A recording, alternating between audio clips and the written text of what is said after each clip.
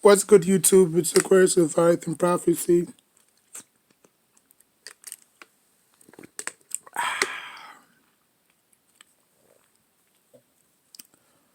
And breaking news. The Brooklyn Nets have acquired Blake the Lake Griffin. Now, obviously, everybody's going haywire and saying, oh, this must be confirmed that the Nets are going to win the championship. They're going all balls out. You know what I'm saying? First Kyrie, no, first Harden, then now Blake Griffin. Listen, chillax. Chillax.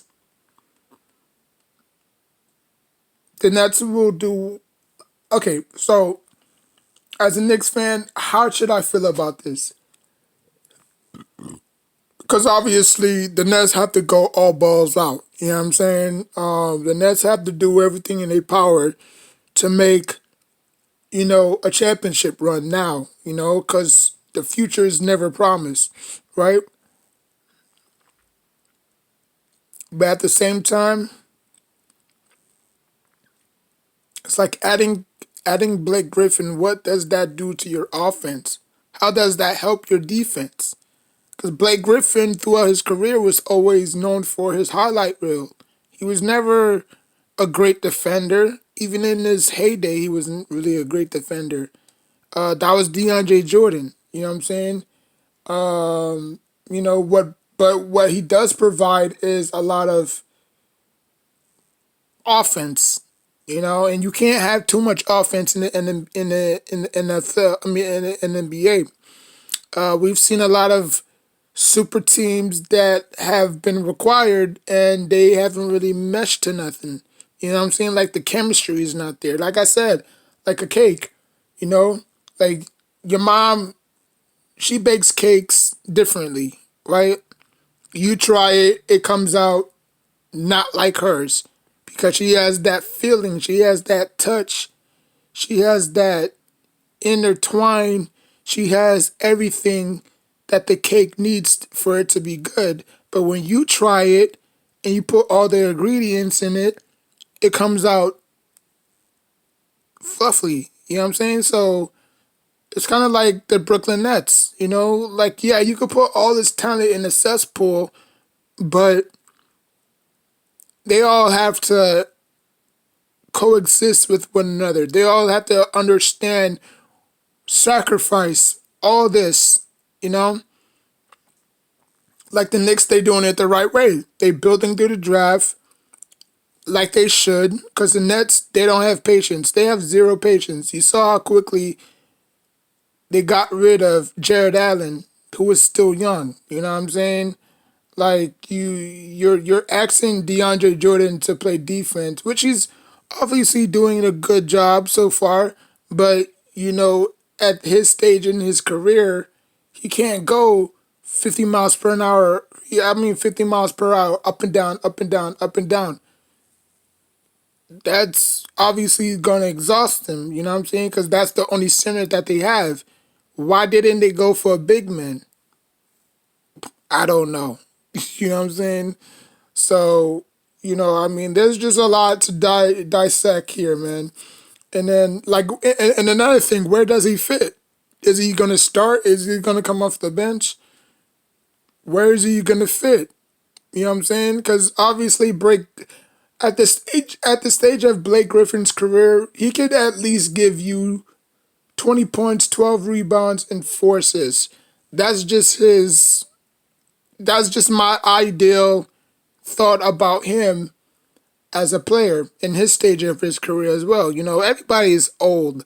Kyrie, KD, Harden, Blake, they all in their 30s, early 30s. So I'm not trying to age. I'm not trying to factor in age because obviously, we've seen, freaking Kobe Bryant, at the age of 36, kept on going. You know what I'm saying?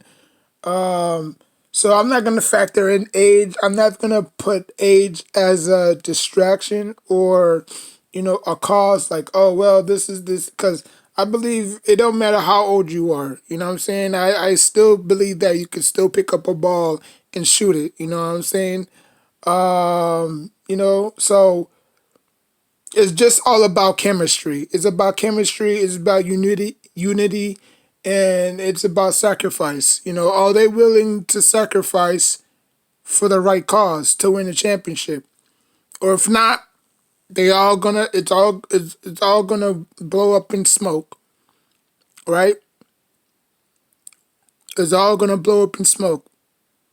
Like a lot of people wanna sit here and say, "Yep, the Nets are winning. Yep, the Nets are winning the championship. Yep, y'all still have to face the rest of the Eastern Conference." You know what I'm saying? So it's not like a cakewalk where they're gonna blow out teams. They might struggle in the first quarter. You know what I'm saying? They might struggle in the first three games or first one game. You know what I'm saying? Like they're not gonna sweep the East. Like like let's say hypothetically they turn out to be the number two seed, right? Then the number two seed, obviously the number two seed faces the number six seed because the number one seed versus the number eighth seed, or the number two seed versus the number seventh seed. Whoever the seventh seed is, they might probably give the Nets a run for their money. Why? Because chemistry is important. And if you don't have that, you can't win a championship. Kyrie, KD, James, Harden, they never played with Blake Griffin. They've played against him, but they have never played with him. So that's gonna add another chemistry issue, you know? Like where does he fit in? So the Nets just keep a piling them up. Just keep a piling them up because that's what you do best. And in the past, it's never worked. It's never worked. You know? You did it with Darren Williams, you did it with Joe Johnson, you did it with Brook Lopez. I'm not saying that they are on the level of those guys, but they were still superstars at that right. You know what I'm saying? You had D'Lo, you let him go. You had two aging superstars out of Paul Pierce and KG and Terry Crews, and you still couldn't get the job done. Even though you got out the first round, you still couldn't get it done because you ran into the Miami Heat. You know what I'm saying? So all this is just blown under smoke. I could give two shits about it because history will repeat itself. You know what I'm saying? It's a saying that my grandpa always told me. History will always repeat itself, you know? And the Nets have never learned from history. Those who don't, no, those who don't repeat history are bound to repeat it. Or something like that, he said. He said, those who doom history are bound to repeat it. We've learned from the Carmelo Anthony trade. Never give up your young assets. You know what I'm saying? So we're doing things the right way, and I believe within the next 3 years or 4 years or 5 years, you're gonna see how the Knicks develop and turn into a contention team. A contender team. While the Nets, they have no draft picks. So if this doesn't work out next year, because obviously they're not gonna win the championship this year. If it doesn't work out next year, KD and Kyrie is gonna split. You know what I'm saying? The only person that's still gonna be there under contract is James Harden. Now I don't know how much they giving. I don't know. I don't know if they bought out Blake Griffin. I don't know if it was a sign and trade. I don't know, but your guess is good as mine. So congratulations to the Nets because the Nets are gonna be the biggest laughing stock in New York for years to come. They're going to turn into the New York Jets, and that's even sadder than sad. But you know what? Hey, you know what? I know a lot of people are going to say, well, you don't know what you're talking about. They got Blake Griffin. They got this.